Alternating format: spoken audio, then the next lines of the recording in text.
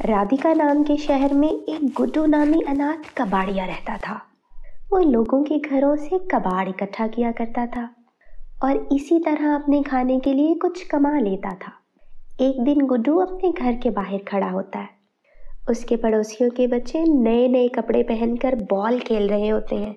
उन्हें देखकर गुड्डू सोचता है, सब इतने अच्छे अच्छे कपड़े पहनते हैं, एक मैं हूँ कि मेरे पास पहनने को कुछ भी नहीं है सिवाय इन फटे पुराने कपड़ों के। एक दिन गुड्डू कबाड़ इकट्ठा करने जा रहा होता है तो उसकी नज़र एक रेहड़ी पर पड़ती है जिस पर आम पड़े होते हैं। गुड्डू का दिल करता है कि वो आम खाए। इसी कारण वो उस रेहड़ी के पास जाता है और कहता है, भैया एक आम तो देना, 20 रुपए का एक आम है, दे पैसे तुझे आम दूँ। मगर मेरे पास तो पैसे नहीं है, चल निकल यहाँ से, भिखारी, फ्री का आम खाने जेब में कुछ होता नहीं। रेहड़ी वाला गुड्डू को भगा देता है। वो निराश होकर जा रहा होता है तो उसकी नज़र 2 लड़कों पर पड़ती है जो कि आम खा रहे होते हैं। उनको देखकर गुड्डू का भी दिल ललचाने लगता है। वो आम को देख रहा होता है तभी कुमार की उस पर नज़र पड़ती है। अरे देखो देखो गरीब कबाड़िया आम को देखकर कैसे राल टपका रहा है। इसकी औकात है आम खाने की, शक्ल तो देखो इसकी, काला कलोटा लंगूर, और आम खाने की सोच रहा है। इसको आम खाना तो दूर, आम का नाम भी लेना नहीं चाहिए। कुमार और विजय दोनों जी भर के गुड्डू का मजाक उड़ाते हैं। वो बेचारा चुपचाप खड़ा बातें सुनता रहता है। उसको चुप खड़ा देखकर विजय कहता है, अरे ये तो बहुत भोला भाला मासूम लड़का है, हमें उसको भी कुछ आम दे देना चाहिए। ये लो गुड्डू, आम ले लो, अरे पकड़ भी लो। गुड्डू को आम देने के बहाने बेवकूफ़ बनाकर वो दोनों दोस्त खूब हंसते हैं, परंतु उसे खाने को नहीं देते। ये गरीब कबाड़िया तो सच में भोला भाला है, तभी तो समझा कि हम उसको आम दे देंगे। हम इस गंदे को हाथ भी नहीं लगाने देंगे, खाने को देना तो दूर की बात। कुमार और विजय की बातें सुनकर गुड्डू का बहुत दिल दुखता है। वो अपना थैला उठाकर जंगल की तरफ चल देता है। जंगल जाते समय उसे रास्ते में एक बेहोश परी मिलती है। वो बहुत निराश होता है और भागकर नदी से पानी भरकर लाता है और उसके मुंह पर डाल देता है। ऐसा करने से परी को होश आ जाता है। वो गुड्डू से कहती है, तुम में अच्छे इंसानों वाले संस्कार पाए जाते हैं, तभी तो तुमने मुझे बेहोश देकर मदद की। तुम्हारी कोई इच्छा है तो बताओ, मैं पूरी कर दूंगी। मैं आम खाना चाहता हूँ, क्या मुझे आम खिला सकती हो? मैं तुम्हें आम खिला सकती हूँ और ऐसा आम खिलाऊंगी कि ऐसा आम किसी ने खाया नहीं होगा। वो परी अपनी जादू की छड़ी घुमाती है तो वहाँ आम का एक पेड़ प्रकट हो जाता है और उस पर बहुत ही ज़्यादा आम लगे होते हैं, जिन्हें देखकर गुड्डू बहुत खुश हो जाता है और खुशी से आम तोड़कर खाना शुरू कर देता है। तुम्हारा जब दिल करे यहाँ आ जाना और आम तोड़कर ले जाया करना। एक दिन गुड्डू कुछ आम तोड़कर अपने घर ले जा रहा होता है, तभी उस पर विजय और कुमार की नज़र पड़ती है और वो गुड्डू के हाथ में आम देखकर हैरान रह जाते हैं। अरे कुमार, देखना इस कबाड़ी के हाथ में इतने अच्छे आम हैं। अरे हाँ, ये इसके पास इतने आम कहाँ से आ गए? एक हफ्ता पहले तक तो इसके पास कुछ भी नहीं था।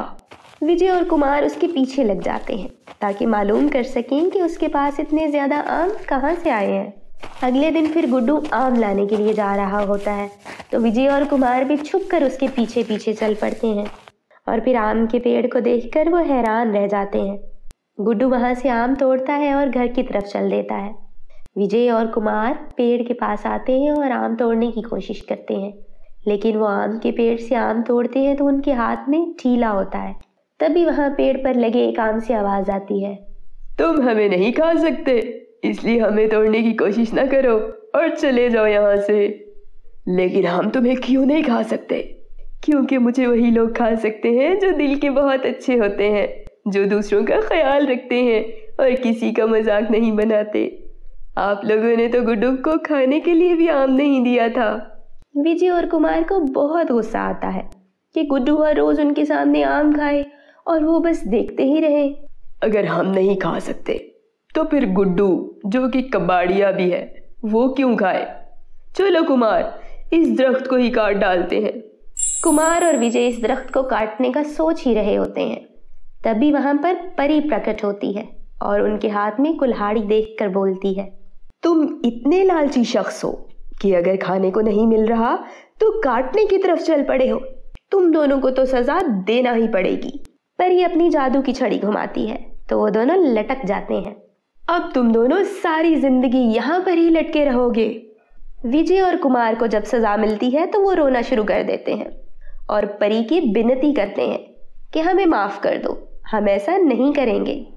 लेकिन परी वहां से गायब हो चुकी होती है और वो लटके हुए ही रहते हैं। ऐसे ही एक दिन गुजर जाता है। गुड्डू की अब जरूरतें पूरी हो रही होती हैं। जो एक आम को तरस रहा होता है, आज वो मार्केट में अपनी दुकान बनाने की सोच रहा होता है।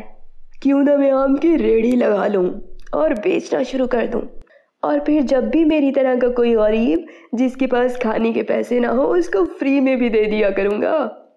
ऐसा सोचकर वो मार्केट में रेहड़ी वाले के पास जाता है और कहता है, मुझे ये पूछना था कि यहाँ पर भी मैं अपनी रेहड़ी लगा सकता हूँ ताकि मैं भी आम बेच सकूं। तुम वही कबाड़िया हो ना जिसके पास कुछ दिन पहले एक आम के भी पैसे नहीं थे और आज पूरी रेहड़ी लगाने की बात कर रहे हो। आखिर ऐसा कौन सा खजाना तुम्हारे हाथ लग गया है जो तुम इतने अमीर हो गए हो? मेरे पास एक आम का पेड़ है जिससे जितने ज्यादा आम तोड़ो उतने ज्यादा आम लग जाते हैं। ये कैसा पेड़ है जिस पर आम तोड़ते ही नए आम प्रकट हो जाते हैं? कहीं ये जादुई पेड़ तो नहीं? हाँ, आप बिल्कुल ठीक समझे। ये एक जादुई पेड़ है जो मुझे एक सुंदर सी परी ने मेरी अच्छाई के कारण गिफ्ट किया था। ओह अच्छा, क्या तुम मुझे उस पेड़ के पास ले जा सकते हो ताकि मैं देख सकूं वो जादुई पेड़ देखने में कैसा लगता है? जी जी अंकल, मैं जरूर ले चलता हूँ।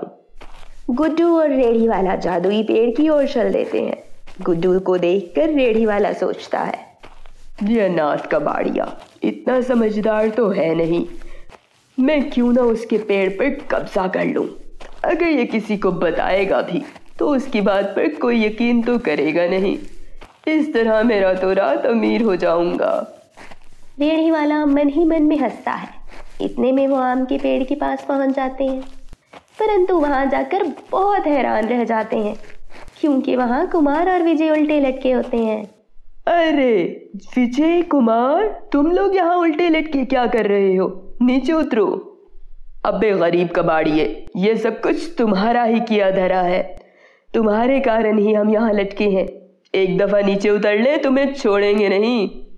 यार विजय, ऐसे तो मत कहो। पहले ही हमें हमारे लालच की सजा मिल रही है। इसमें गुड्डू को दोष देना कहाँ की अक्लमंदी है? अरे मुझे भी तो बताओ, ये क्या चक्कर है? रेहड़ी वाले की बात सुनकर कुमार उसे सारी बात बता देता है। अब तो रेहड़ी वाले को अपनी चिंता होने लगती है, कहीं परी आकर उसे भी उनके साथ उल्टा न लटका दे। वो इसी सोच में गुम होता है। तभी वहां एक परी प्रकट करती है। हाँ भाई लालची लड़कों, तुम लोगों का लालच खत्म हुआ या नहीं? परी, हमें क्षमा कर दो। हम बर्दाश्त नहीं कर पाए थे कि हम भी आम खाएं और ये गरीब कबाड़िया भी। पर अब मुझे समझ आ गई है, मैं दोबारा कभी लालच नहीं करूंगा। हाँ परी, आप क्षमा कर दो उनको। आपका बहुत बहुत धन्यवाद होगा। ठीक है, मैं कुमार को क्षमा कर देती हूँ, मगर विजय को मुक्ति नहीं मिलेगी क्योंकि ये अभी तक खुद को दोष देने की बजाय गुड्डू को दोष दे रहा है। नहीं नहीं परी, मैं भी माफी मांगता हूँ, गुड्डू से भी और आपसे भी। दोबारा कभी ऐसा नहीं होगा। विजय की माफी मांगने पर परी उसे भी माफ कर देती है। ये सब देखकर रेहड़ी वाला अपने मन में पक्का इरादा कर लेता है, ना वो किसी का विश्वासघात करेगा और ना ही लालच करेगा। अब गुड्डू की मार्केट में सबसे बड़ी दुकान थी। वो गरीब और अनाथ बच्चों को मुफ्त आम खाने को देता और सबका फेवरेट बच्चा बन गया।